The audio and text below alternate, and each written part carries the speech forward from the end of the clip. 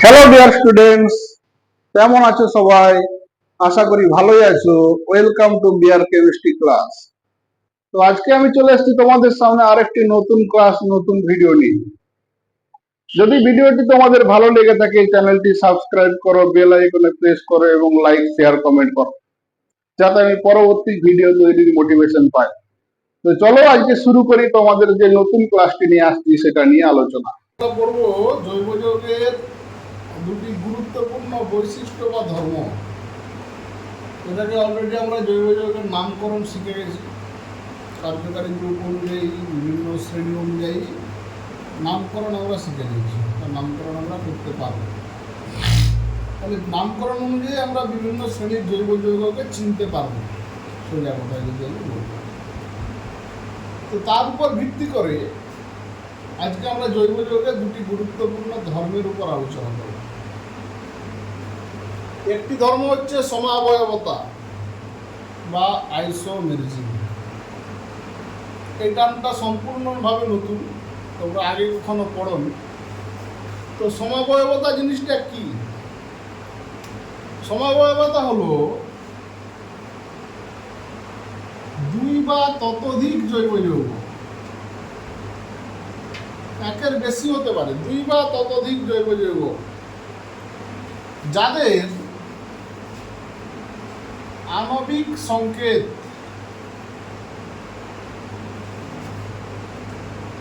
এক বা একই, যাদের আণবিক সংকেত হচ্ছে একই, কিন্তু তাদের গঠন ও ধর্ম হচ্ছে পৃথক বা আলাদা।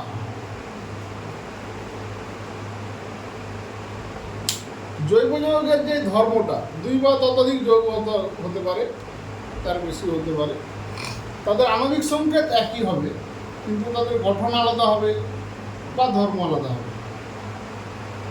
এই ঘটনাটিকে বলা হচ্ছে বা এই ধর্মটিকে বলা হচ্ছে সমাবয়বতা বা আইসোমেরিজম, বা এটা আমরা বলতে পারি জৈব যৌগের এই ধর্মটিকেই বলা হচ্ছে সমাবয়বতা বা আইসোমেরিজম।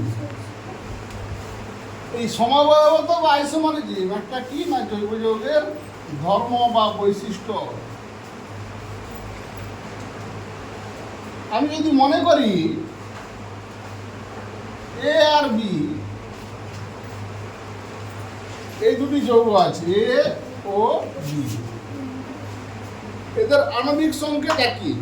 আমি মনে করলাম এরও আণবিক সংকেত CnH2n+2, এরও আণবিক সংকেত CnH2n+2।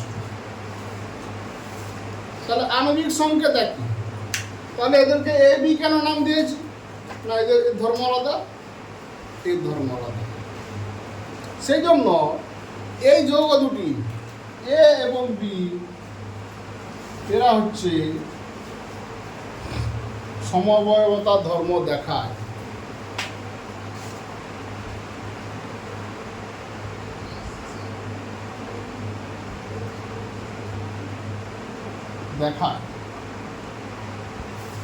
যেই যৌগগুলি সমবয়বতা ধর্ম দেখায় সেই যৌগগুলির একটি নাম আছে, এদেরকে বলা হয় সম অবয়ব বা সমবয়ব, যাকে ইংরেজি টার্মে বলা হয় আইসোমার। তাহলে এ বি, এই দুটি যৌগ, এদের মধ্যে সমবয়বতা ধর্ম দেখা যাচ্ছে। তার মানে এই যে এ বি, এদের মধ্যে সম্পর্ক কি না, এরা হচ্ছে পরস্পর সমবয়ব বা পরস্পর আইসোমার। এদের মধ্যে সম্পর্ক হচ্ছে কি, এরা আইসোমার বা সমবয়ব। তাহলে সমবয়বতা হচ্ছে ধর্ম, যারা এই ধর্মটা দেখায় তাদেরকে বলা হয় পরস্পর সমবয়ব বা পরস্পর আইসোমার। এই জিনিসটা ক্লিয়ার হলো? কি বললাম? এরপর আমরা দেখব সমবয়বতার শ্রেণী বিভাগ, কয় ধরনের সমবয়বতা হতে পারে।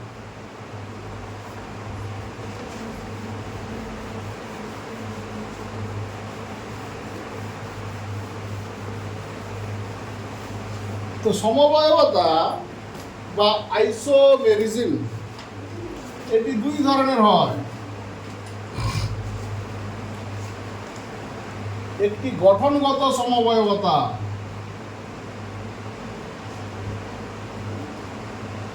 আর একটি ত্রিমাত্রিক সমবয়বতা।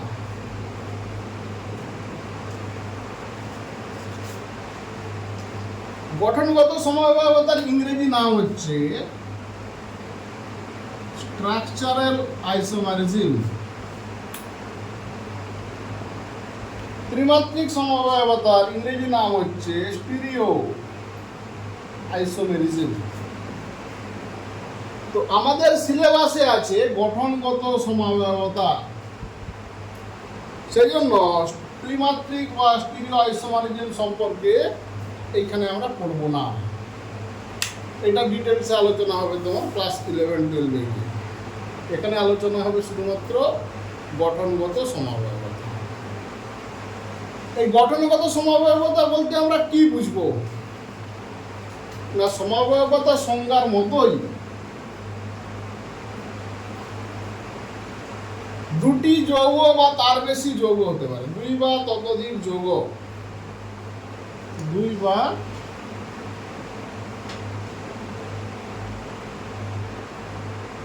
ততোধিক যৌগ। এদের মধ্যে কি না আণবিক সংকেত একই,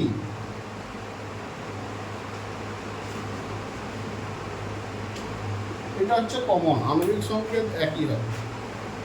তাহলে আলাদা কি হবে? যেহেতু গঠনগত সমবয়বতা, সেই জন্য আলাদা হবে তাদের গঠন, এবং গঠন যেহেতু আলাদা হবে, গঠনের সাপেক্ষে তাদের ধর্ম আলাদা হবে।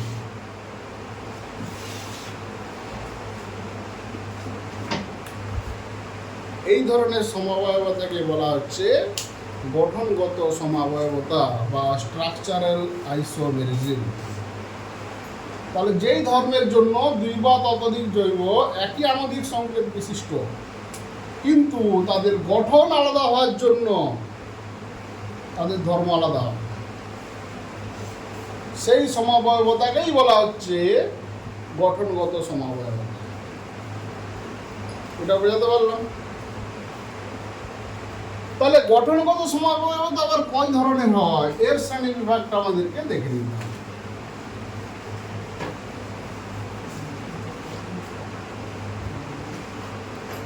এক নম্বর এর ভাগ যদি আমরা দেখি, এর প্রথম ভাগ শৃঙ্খল গঠিত সমবয়বতা।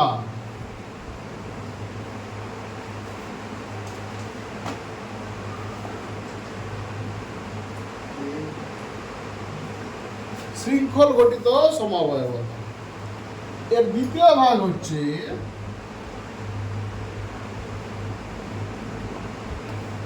অবস্থান ঘটিত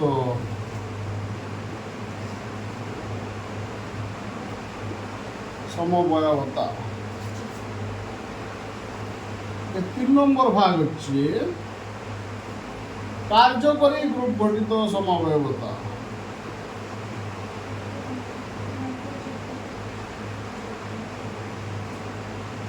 সমবয়বতা। এর পরের ভাগ হচ্ছে মেটামেরিজম। তাহলে গঠনগত সমবয়বতা মোট 4 ধরনের দেখা যায়।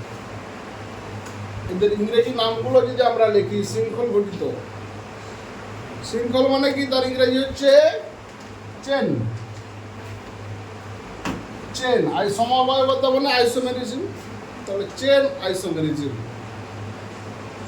অবস্থান ঘটিত, অবস্থানের ইংরেজি কি, পজিশন, তাহলে পজিশনাল আইসোমেরিজম। কার্যকারী গ্রুপের ইংরেজি আমরা জেনে এসেছি কি, ফাংশনাল গ্রুপ। তাহলে ফাংশনাল গ্রুপ আইসোমারিজম, আর এটা মেটামেরিজম, এদের ইংরেজি হবে। তাহলে এই 4 ধরনের গঠনগত সমবায়বতা সম্পর্কে আমাদেরকে জানতে হবে এবং এদের উদাহরণ সম্পর্কে আমরা জানবো। এইখান থেকে কিন্তু প্রশ্ন আসে। তো প্রথমে যদি আমরা শুরু করি শৃঙ্খল গঠিত সমবায়বতা।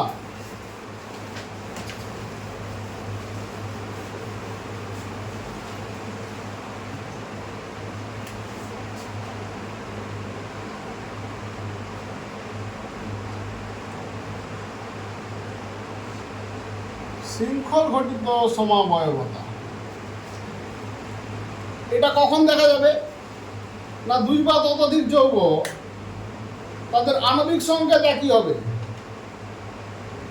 দেখা যায় না? আর একটু নিচে লাগবো এখানে।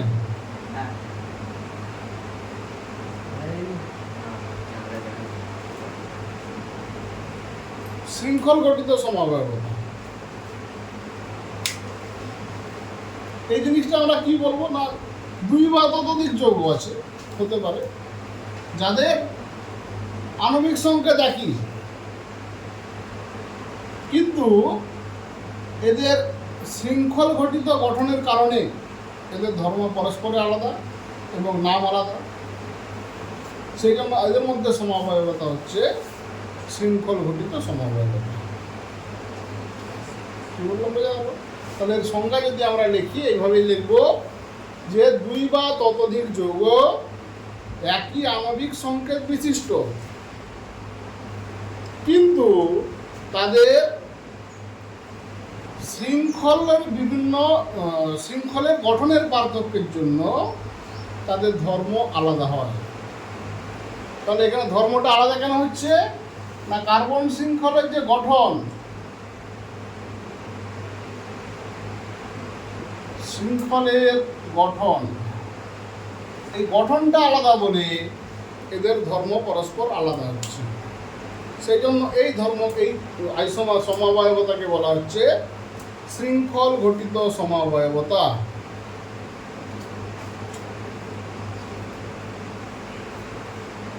তাহলে শৃঙ্খল গঠিত সমবায়বতার মধ্যে পার্থক্য কি থাকবে? সমবায়বতার যে সংজ্ঞাটা লেখা ছিল দেখো, সেই সংজ্ঞায় আছে, শুধু গঠনের জায়গায় কি লিখতে হবে? শৃঙ্খলের গঠন।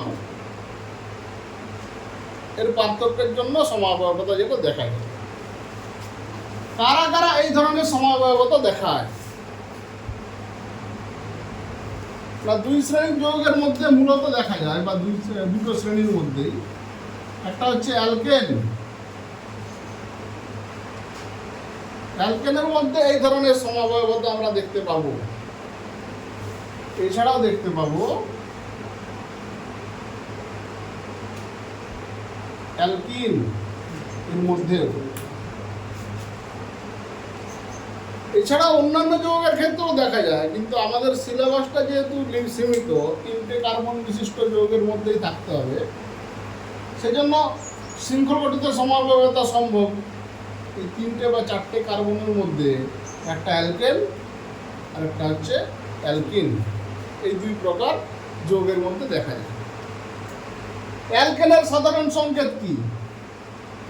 CnH2n+2। অ্যালকিনের সাধারণ সংকেত হচ্ছে CnH2n। এখানে যদি আমি n এর মান 4 বসাই, দেখো n এর মান 4 বসালে কি হবে সংকেত হতে পারে।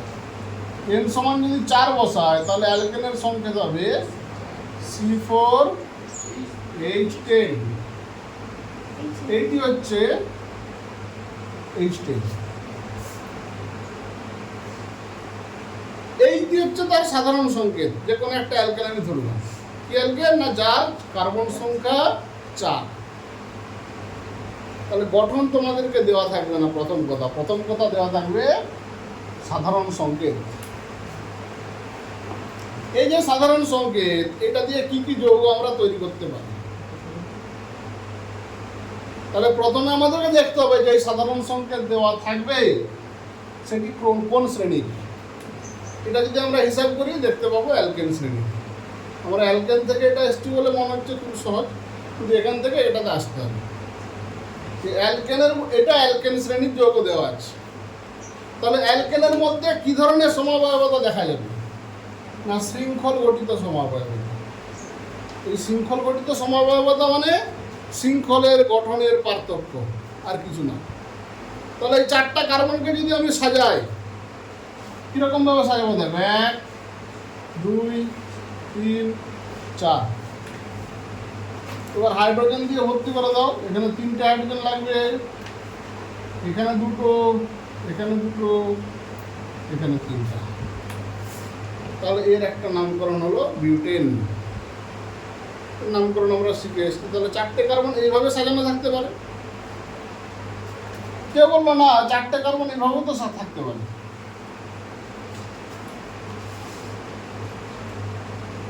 এটা থাকলেও সমস্যা নেই। এবার এখানে যদি হাইড্রোজেন দিয়ে ভর্তি করে দাও, এখানে 3টে লাগবে,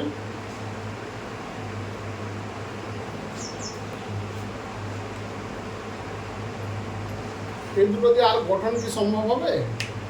আর হবে না। 4টে কার্বন সোজা দেখলাম, একটা শাখা দিয়ে দেখলাম, আর কিছু সম্ভব? সম্ভব না।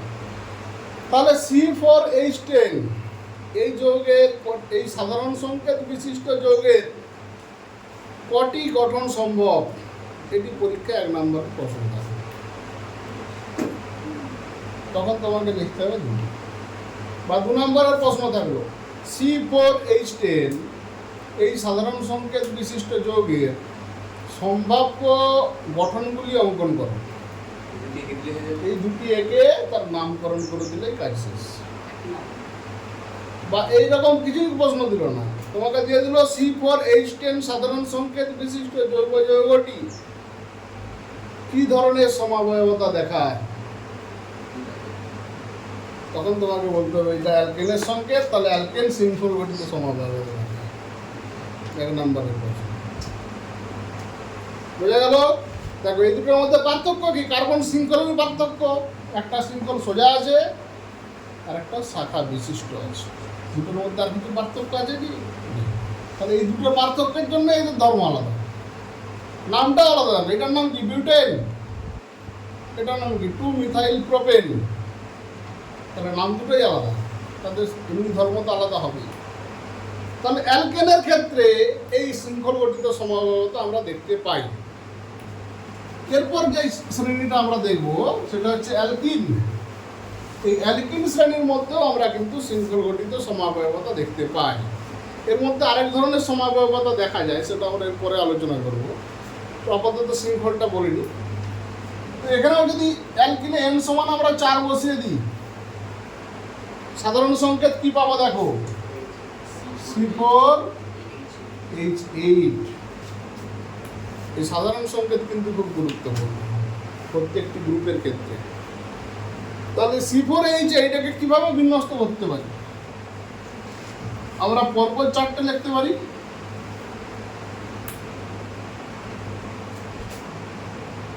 বা এরকম লেখা যেতে পারে, আগে যেরকম করেছিল।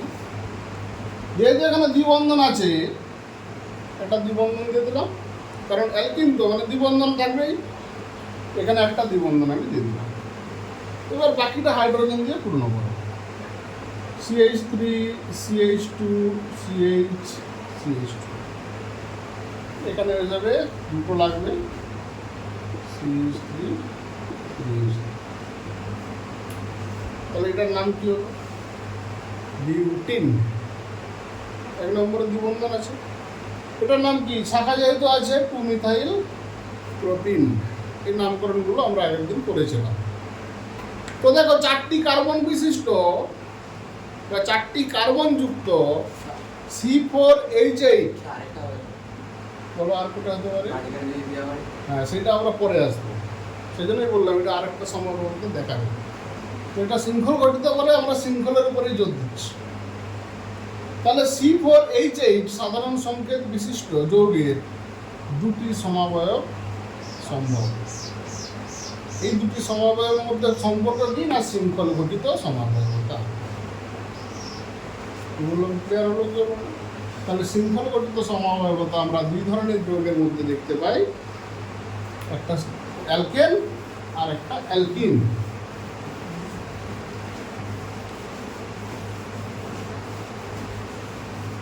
এর পরের যে ভাগটা আসবো, অবস্থান ঘটিত।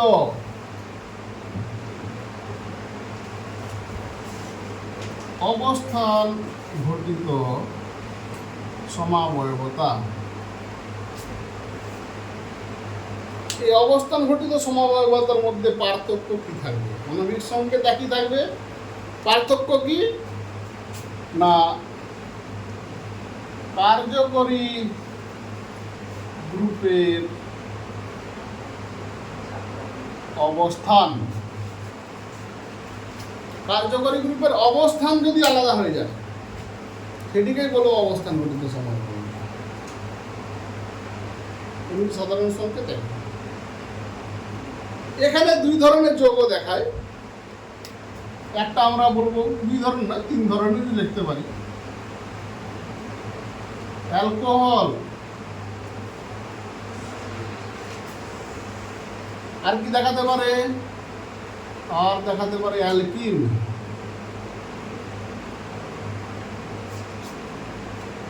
আর দেখাতে পারে অ্যামিন। এই তিন ধরনের যৌগ এই সমাবয়বতা দেখায়। কি বললাম বুঝতে পারলে? আগেরটাই দেখো,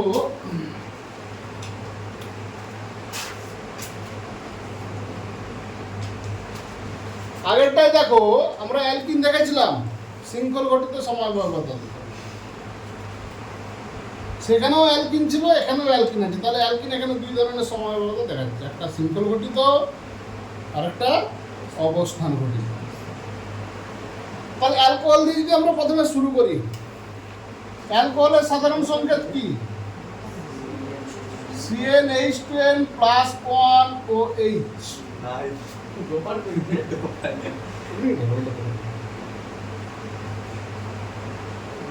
CnH2n প্লাস 1 OH, বা এর আরেকটা সংকেত আমরা বলেছিলাম, এই সংকেতটা নামকরণের সময়, কিন্তু আইসোমেরিজম বা সমবায়বতার সময় এই সংকেতটা আমরা ব্যবহার করব না, এই এইচটাকে এর সঙ্গে যোগ করে দেব। যে কি বলেছিলাম না, CnH2n প্লাস 2O, এটি হচ্ছে সাধারণ সংকেত। এইখানে তুমি n এর মান 3 বসিয়ে দাও, কি পাবে দেখো। 3 কেন বসালাম? আমরা 4ও তো বসাতে পারি, 5ও বসাতে পারি, কিন্তু আমাদের সিলেবাস আছে 3 কার্বন সংখ্যা বিশিষ্ট যৌগ। তবু অ্যালকেন আর অ্যালকিনের ক্ষেত্রে 4টা দেখাতে হলো, নাহলে আমরা দেখাতে পারতাম না, সেজন্য 4টা বাধ্য হয়ে নিতে হলো, কিন্তু এখানে 3 সম্ভব। তাহলে অ্যালকোহলের ক্ষেত্রে n সমান 3 বসালাম। তাহলে সাধারণ সংকেত কি হবে দেখো, C3H8O।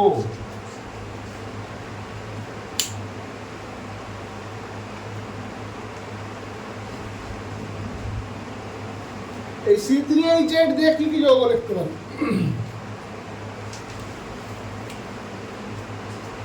না, 3টে কার্বন, 1 2 3। এটা যদি অ্যালকোহল, তাহলে একটা সাইডে অ্যালকোহল দিতে পারি।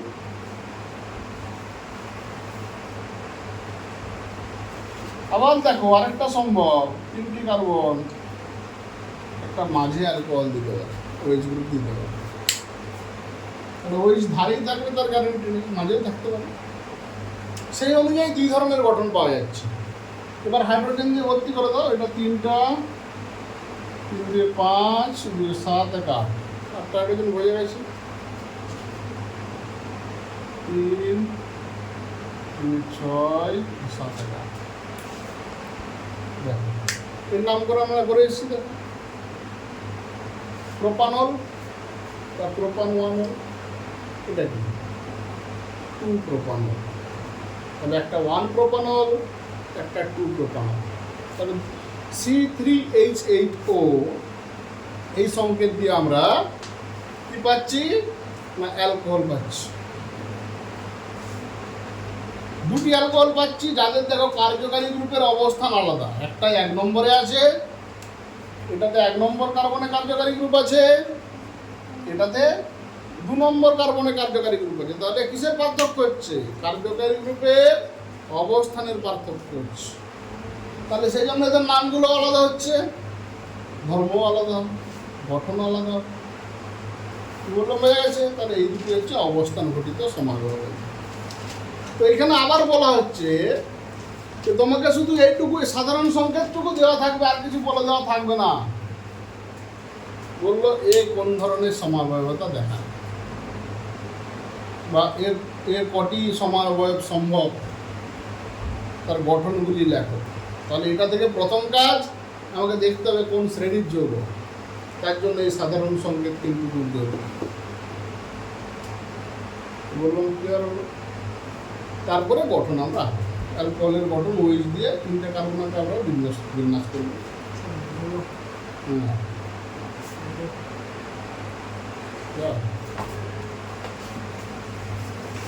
তাহলে এটা হলো তোমার অ্যালকোহল। এরপরে আরেকটা শ্রেণী আমরা দেখছি না, অ্যালকিন।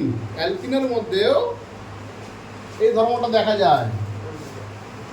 এর সাধারণ সংকেত CnH2n।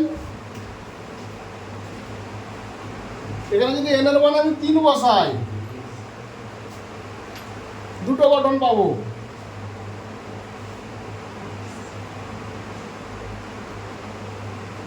তিন বসালে আসবে না, 4ই বসাই।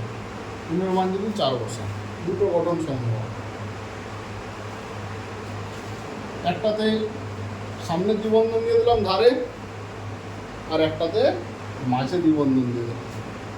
এবার হাইড্রোজেন দিয়ে ভর্তি করো, CH3 CH2, এটাতে H, এটাতে H। আচ্ছা, সাধারণ সংকেতটা লেখা হলো না, C4H8। এটা হাইড্রোজেন দিয়ে ভর্তি করো, CH3 CH CH CH3। 4টে কার্বন, বিউটিন বা 1 বিউটিন। এটা কি? 2 বিউটিন। এই দুটোর মধ্যে কিসের পার্থক্য আছে? একটাতে 1 নম্বর কার্বনে দ্বিবন্ধন আছে, আর একটাতে 2 নম্বর কার্বনে দ্বিবন্ধন আছে। তাহলে দ্বিবন্ধনের অবস্থান আলাদা বলেই তাদের নামগুলো আলাদা হচ্ছে, এবং সেই জন্য তাদের গঠনটা আলাদা হচ্ছে, তাদের ধর্মটা আলাদা হচ্ছে। এই ধরনের সমবায়িতাকে আমরা বলবো অবস্থান ঘটিত। যেহেতু অবস্থানের পার্থক্যের জন্য এদের ধর্ম আলাদা হচ্ছে।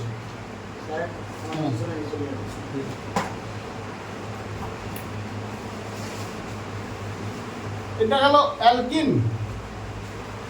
এরপর আরেকটা আমরা যৌগ দেখবো, সেটা হচ্ছে অ্যামিন। অ্যামিনের সাধারণ সংকেত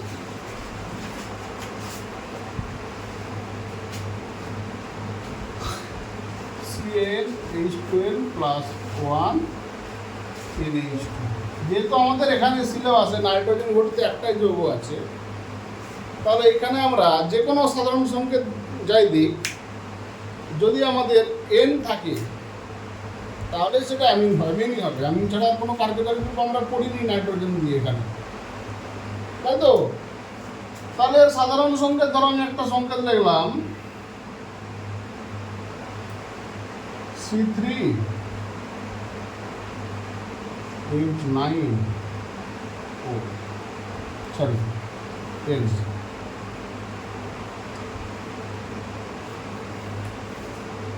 তাহলে N থাকা মানে এটা অ্যামিন শ্রেণী, আর কোনো শ্রেণীতেই নেই। ঠিক আছে, আর কোনো সমস্যা নেই। N থাকা মানে অ্যামিনের ক্ষেত্রে সাধারণ সংকেত মনে রাখারও প্রয়োজন নেই, শুধুমাত্র সাধারণ সংকেতটা দেখলেই হবে। এর আছে মানে অ্যামিন। তাহলে দুটি যৌগ দেখো, 3টি কার্বন আছে তো, 3টি কার্বন। N আছে মানে আমি লিখলাম NH2। এখানে 3টি কার্বন লিখতে পারি, কিন্তু NH2কে এবার ধারে রাখবো না, কোথায় রাখবো? মাঝে রাখবো। তবেই তো অবস্থানের পার্থক্য হবে। এবার হাইড্রোজেন দিয়ে ভর্তি করে দাও, 3 2 2, 3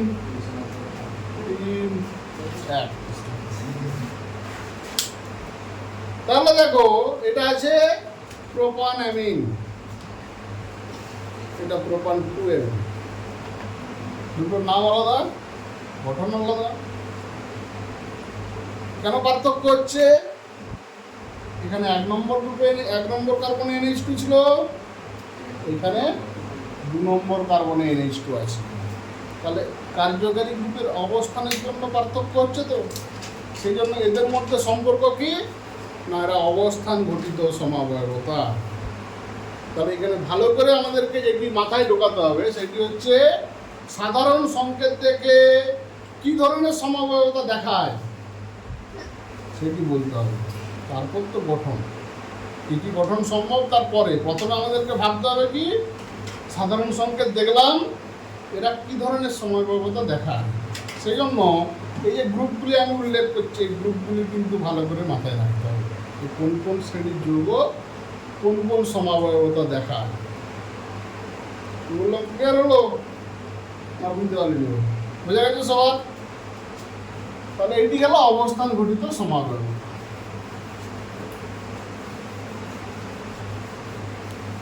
3 নম্বর যেটা আমরা পড়বো সেটা হচ্ছে কার্যকরী গ্রুপ গঠিত।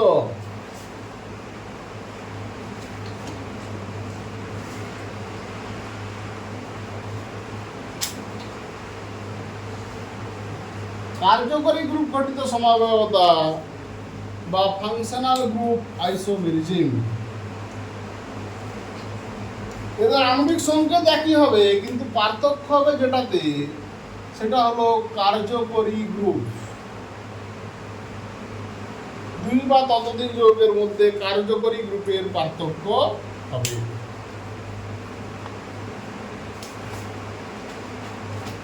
কারা কারা এই ধরনের সমাবয়বতা দেখায়? গঠন আঁকতে দেয় এইটা থেকেই বেশি, আগেরগুলো থেকে সংখ্যা বা কী ধরনের দেখায় সেটা নয় হলো, কিন্তু গঠন এই সমাবয়বতা থেকে বেশি পড়ে।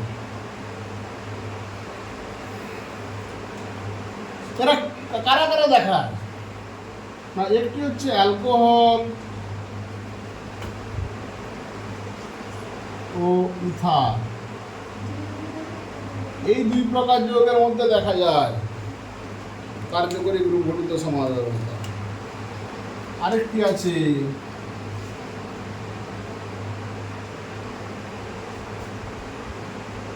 অ্যালডিহাইড ও কিটোন, এই 2 ধরনের যৌগের ক্ষেত্রে কার্যকরী সমাবয়বতা দেখা যায়। এখানে অবস্থানের পার্থক্য হবে না, শৃঙ্খলের পার্থক্য হবে না, শুধুমাত্র কার্যকরী গ্রুপের পার্থক্য হবে। সেই জন্য দেখো পেয়ার হিসাবে লিখেছি অ্যালকোহল ইথার। কখন এরকম হবে না? অ্যালকোহলের সঙ্গে অ্যালডিহাইড হবে না, অ্যালডিহাইডের সঙ্গে কিটোনি হবে, অ্যালকোহলের সঙ্গে ইথারই হবে। তাহলে এই 2টি পেয়ার কার্যকরী গ্রুপ গঠিত সমাবয়বতা দেখায়। আরেকটা পেয়ার হয় অ্যাসিডের সঙ্গে এস্টার, যেহেতু তোমাদের এস্টার নেই সেহেতু আমরা ওটা নিয়ে যাচ্ছি না। তাহলে অ্যালকোহল ইথার আর অ্যালডিহাইড ও কিটোন, এই 2 ধরনের পেয়ারের ক্ষেত্রে আমরা কার্যকরী গ্রুপ গঠিত সমাবয়বতা দেখতে পাবো। তো অ্যালকোহল ইথার এদের সাধারণ সংকেত কি? অ্যালকোহলের যা সাধারণ সংকেত, ইথারেরও তাই সাধারণ সংকেত, CnH2n+2O। এখানে আমি যদি n এর মান 3 বসাই, দেখো n এর মান 3 দরকার নেই, 2 যদি বসাই হয়ে যাবে। n এর মান যদি n সমান 2 বসাই, তাহলে কি পাবো? C2H6O, 3 বসাবে হবে, কোনো সমস্যা নেই। C2H6O, এটা দিয়ে কার্যকরী গ্রুপ গঠিত সমাবয়বতা কি হতে পারে? এটা অ্যালকোহলের কি করে বুঝবো না? CnH2n+2O মিলে যাচ্ছে, তাহলে এটা অ্যালকোহল ইথারের মধ্যেই হবে। বুঝা গেল জিনিসটা? এদের মধ্যে কার্যকারী গ্রুপ গঠিত সমাবয়বতা হবে কি করে বুঝবো? কারণ আমরা অ্যালকোহলে তো শাখাগতও দেখে এসেছি, অবস্থান গঠিত সমাবয়বতাও দেখে এসেছি। এটা অবস্থান হবে না কেন? তখন একটা গঠন যদি আমরা লিখি, দেখো CCOH দুটো কার্বনের যেখানেই ওএইচ দিই না কেন সবসময় সে 1 নম্বরেই থাকবে, থাকবেই থাকবে না। সেই জন্য এর অবস্থানের কোনো পার্থক্য, অবস্থান ঘটিত সমাবয়বতা এর সম্ভবই নয়। তাহলে পড়ে থাকলো কোনটা? কার্যকরী গ্রুপ ঘটিত সমাবয়বতা। কি বললাম বোঝা গেল? যদি উল্লেখ করে দেয় যে কার্যকরী গ্রুপ ঘটিত সমাবয়বতা দেখাও, তাহলে আলাদা কথা। যদি না উল্লেখ করে দেয়, তুমি কি করে বুঝবে এটা অবস্থান ঘটিত জানতে চেয়েছে না কার্যকারী গ্রুপ ঘটিত জানতে চেয়েছে? তখন এর গঠন দেখলেই বুঝতে পারবে।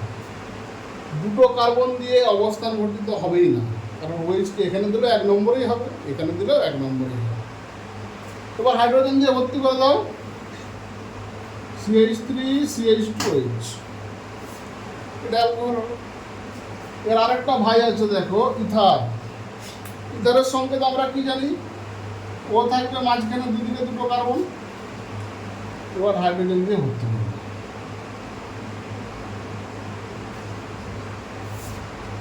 দেখো একই সাধারণ সংকেত, OH মানে অ্যালকোহল, ইথানল বা ইথাইল অ্যালকোহলের নাম, তাই তো ডাক নাম। এটা কি মিথক্সি মিথেন বা ডাইমিথাইল ইথার। দেখো কার্বন হাইড্রোজেন অক্সিজেন সব একই সংখ্যায় আসে, কিন্তু একটা অ্যালকোহল একটা ইথার। তাহলে এরা পরস্পর কি সমাবয়ব বা আইসোমার। কি ধরনের সমাবয়বতা? না কার্যকারী গ্রুপ ঘটিত সমাবয়বতা, যেহেতু শ্রেণীটাই আলাদা হয়ে যাচ্ছে। কি বললাম বোঝা গেল? এটি গেল তোমার কার্যকারী গ্রুপ ঘটিত সমাবয়বতার একটা অংশ, অ্যালকোহল ইথারের পেয়ার। আরেকটা পেয়ার পরীক্ষায় পড়ে অ্যালডিহাইড কিটোন। কি করে বুঝবো? না অ্যালডিহাইড কিটোনের সাধারণ সংকেত হচ্ছে CnH2nO, সরি H2nO +2 থাকবে। এখানে তুমি n এর মান 3 বসাও। n সমান যদি আমি 3 বসাই, এখানে C3H6O,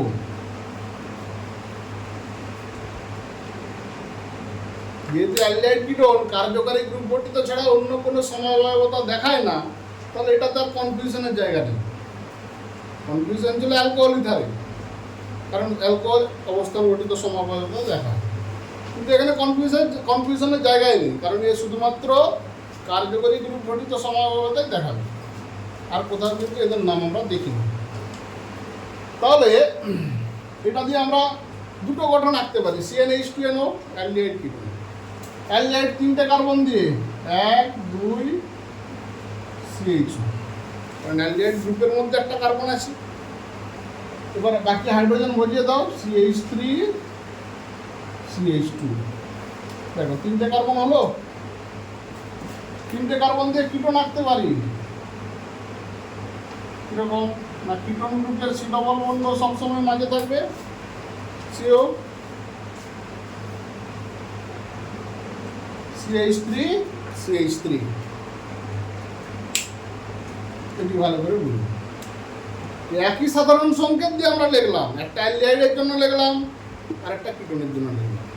তাহলে এই সাধারণ সংকেত বিশিষ্ট যৌগের কটি আইসোমার সম্ভব? না দুটি। একটি এটার নামকরণ করি 1 2 3 প্রোপানল, এটা 2 প্রোপানন বা অ্যাসিটোন। তাহলে এই সাধারণ সংকেত বিশিষ্ট যৌগের মধ্যে এই দুটি আইসোমার বা সমাবয়ব সম্ভব। এদের মধ্যে সম্পর্ক কার্যকরী গ্রুপ ঘটিত সমাবয়বতা। বোঝা গেল? এছাড়াও আরেকটা তোমার গঠনগত সমাবয়বতা ছিল, সেটা হচ্ছে মেটামেরিজম। মেটামেরিজম আমাদের সিলেবাসে নেই, তবু একটু দেখে নাও হালকা। হ্যাঁ ছিল মেটামেরিজম, এটা একটু দেখে নাও। মেটামেরিজম জিনিসটা কি? দ্বিবন্ধন ঘটিত কোনো কার্যকারী গ্রুপ, যেমন CO।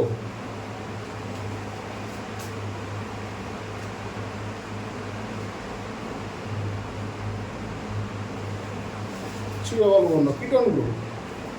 এটা হাইড্রোজেন দিয়ে ভরিয়ে দিই CH3 CH2 CH2 CH3 CH3 CH2 CH2 CH3 দ্বিবন্ধন ঘটিত কোনো কার্যকারী গ্রুপ তার দুদিকে যদি কার্বন সংখ্যা আলাদা থাকে এবং দুটির ক্ষেত্রে আণবিক সংকেত যদি একই থাকে এদেরকে বলা হয় পরস্পর মেটামার।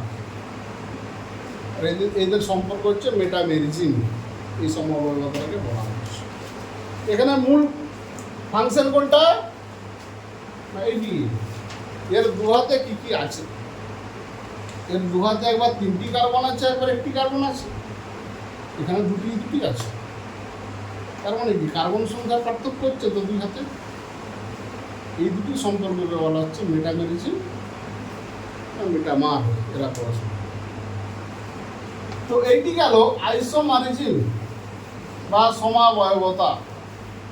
এটি হচ্ছে জৈব যৌগের